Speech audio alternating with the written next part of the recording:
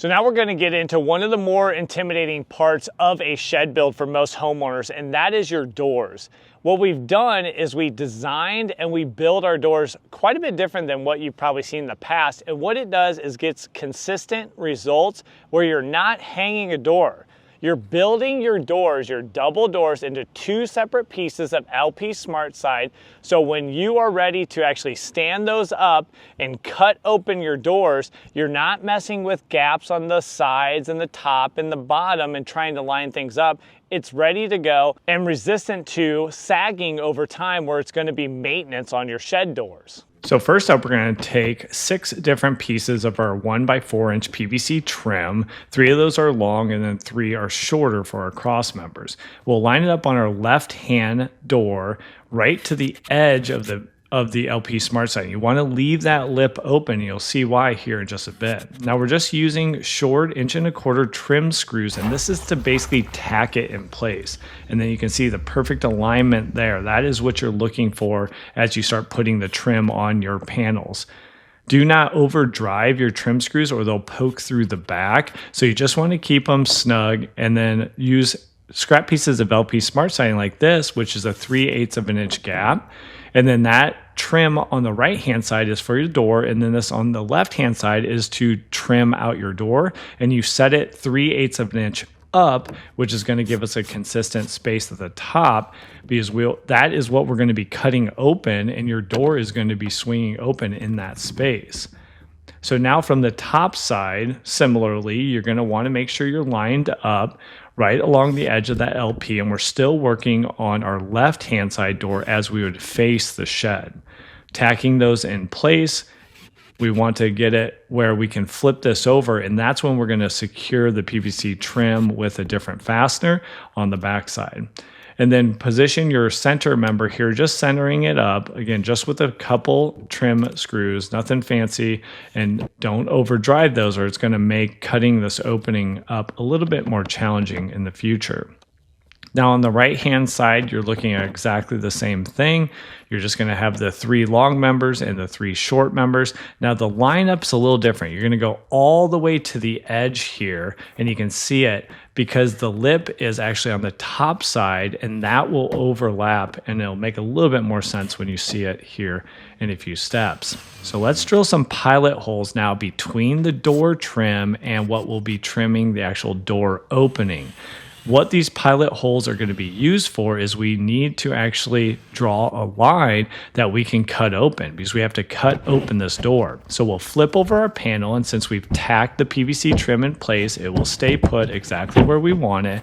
And then we'll connect those holes that we just drilled through for our pilot holes, and this is going to give us our line between the 2 pieces of PVC, because we're going to cut it open with the circular saw. Now set your circular saw only to about 1/2 of an inch depth, maybe up to 3/4 of an inch, so you'll cut through the LP Smart Siding, but you wouldn't cut all the way through if you made a mistake on the PVC trim. And there's our line here. You're not going to cut complete. You want to leave a few pieces of LP Smart Siding, because we want this about 90% of the way cut open, and then we'll do our final cut once we have the door standing up, everything's good. Then we'll cut it open so we can swing open our doors once the hardware is installed.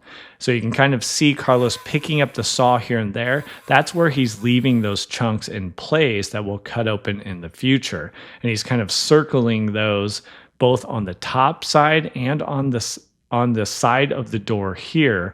And we'll take a little closer look so you can see there's the cut between the 2 pieces of PVC, and then there's those pieces intact. So the door will not want to fall out quite yet, because we don't even have the hardware installed. So hopefully you guys are still with me, and I do understand there are a ton of details. If you need more guidance, if you're thinking about taking on a DIY shed build, don't forget we have complete build plans. You can scan this QR code right here, or there's a link below the video in the description.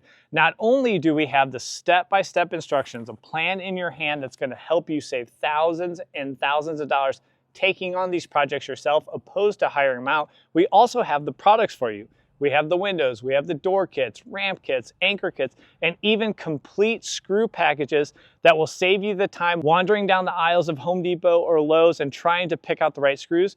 We have the 8 different types of screws, the exact quantities you need that will be delivered to you and called out one-to-one in your build plans. This will save you trips to the home improvement store and in the end, a ton of money by doing this yourself. So let's jump back into it and finish off this double door. So we'll take a scrap piece of PVC and we'll line things up. And what we're doing is just stenciling where is the PVC at as located on the backside. Why are we doing that? Because we still need to permanently fix the PVC to our LP Smart Siding, and we'll use washer head screws here. And this is how it's actually holding. The trim screws before just tacked it into place. And now we're doing our final securing, which you'll do both on your left and right hand side. Once that's completed, then we can flip our panels back over and start to locate those on our front wall.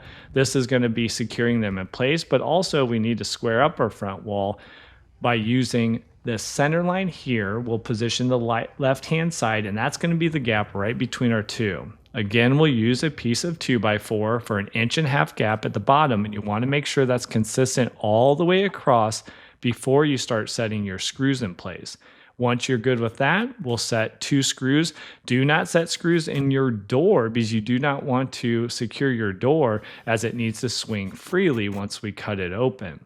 Then once we're secured on the bottom, we'll measure out to the sides here, making sure it's consistent and everything's squared up. When it's looking good, then you can start driving home your screws, getting our panel door combo secured on the side wall for our left-hand side. And then we're going to do the same thing on the right-hand side. And here you'll see the integrated feature on the LP SmartSide, which comes in super handy for this door. So on our left-hand side, we have that lower lip. On the right-hand side, we have the upper lip. And this makes it so your door can swing open and the right-hand side will stop against your left-hand side. So the right-hand side is going to have your T handle. That's going to be your dominant door. That's when you're opening the most. And then the left-hand side will have what are called barrel bolts that you can do and undo to secure or open that left-hand side. So everything, again, is lined up. We like where it's at, and we're using our scrap piece of 2x4 on the bottom. Then you'll just go ahead and secure on the bottom side, do your measurements, and looking at the gap consistently between the 2 doors. And then finish up securing your right-hand side before we'll move on to the door hardware installation. So the beauty here, as you can see, we're already going to have our doors completed before we even stand up the front wall. That's not super common when it comes to shed builds. And then if you have our double door shed kit, we have all the parts you need, like the black 1.25" screws, black 2-inch long wood screws. We have your inside handle that's going to fit right on your T handle with exactly the right shaft to go through our LP Smart Siding trim and then also fit inside against our 2x4. You'll have 2 spring barrel bolts. That's going to go in your door that's not being used, and it holds it in place until you want to open it, and then you can release those and open both of your doors. And then of course 6 of our T-hinges, which we're going to install right now. We're going to get all that hardware on here before we even stand up the wall. And this kit is a 1-to-1 match for this design and also for our complete premium build plans. And you'll see links in the description, or you can just scan this QR code if you want to check it out and if it will work for your own build at home. So let's go ahead and install these, show you a few tips to make sure we get it right and finish off this front wall. We'll start with the lower left-hand corner, and we have 1.25" and 2-inch black screws. You'll locate your 1.25" and use those within this triangular portion or the door side. You don't want to use the 2-inch because those are going to be too long since we only have the PVC trim and the LP Smart Siding. Once you get all those secured and make sure the barrel is aligned perfectly up and down with your outside trim, then you'll use some 2-inch to sink into the framing member of the wall and reduce the chances of your door sagging over time. Now you can see we have a PVC trim at each of our locations that's horizontal, and that's where our hinges are mounting on top of. So you just work through your left-hand side and repeat the operation over and over. And we give you more than enough screws in the kit that are going to fit your needs. So if you want to use 2-inch on the outside for all the holes, you can go ahead and do that and you'll have enough. Now, once the hinges are located, we'll take 24-inch pieces of LP Smart Siding and we'll start to secure those in. Those are the two pieces that we'll need to complete this 12-foot wide wall, which makes sense since we used 2 full sheets of LP in the middle, gave us 8 feet, and now we need 2 on each end to complete our 12 feet of wall surface.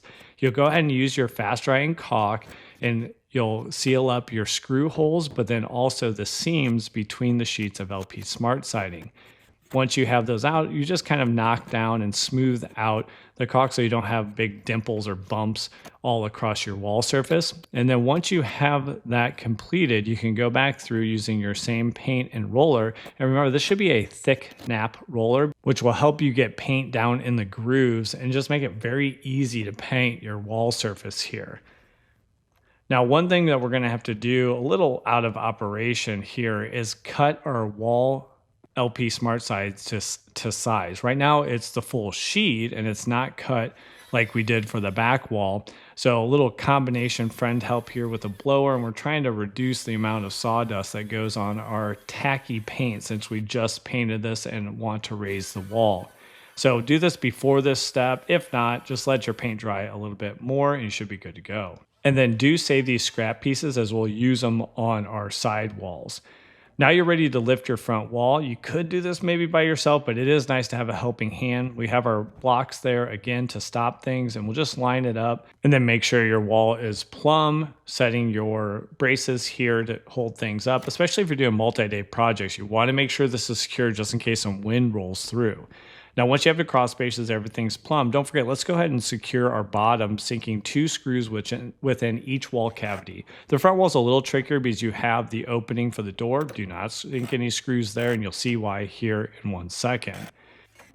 So now with that front wall set, if you recall when we had cut out the wall side and top, we left small pieces that now we need to remove. This is an example of one right here. A wood blade and the Sawzall will make quick work of that. So you'll just do your sides and your tops, and because our hinge is installed, you should now have 2 functioning doors that swing out without any interference. So check your work, everything should be looking good, and now we can add in a little bit more hardware. And then if you did notice, we are missing some framing members in our wall while we are building out those doors, and that is 2 jack studs. Here's one of those right now that Carlos is securing to a king stud. And this is going to hold the weight from our top header, which is going to be 2 2x4s vertical, so 3.5 inches. And that's going to allow the load from the roof that would push down through this header to go through your jack stud, since this opening is 48 inches and it's not our standard 24-inch wall opening. That helps distribute the load the way you want it. And that's the first header, and then just place your others. Some people do a 1/2 inch piece of plywood in between those, so it's the exact thickness of your wall studs. Here we're just doing 2 2x4s. And now with those jack studs as our reference on the left-hand, right-hand side, we'll use a wood blade on a Sawzall and just cut that bottom plate out to open up your door opening.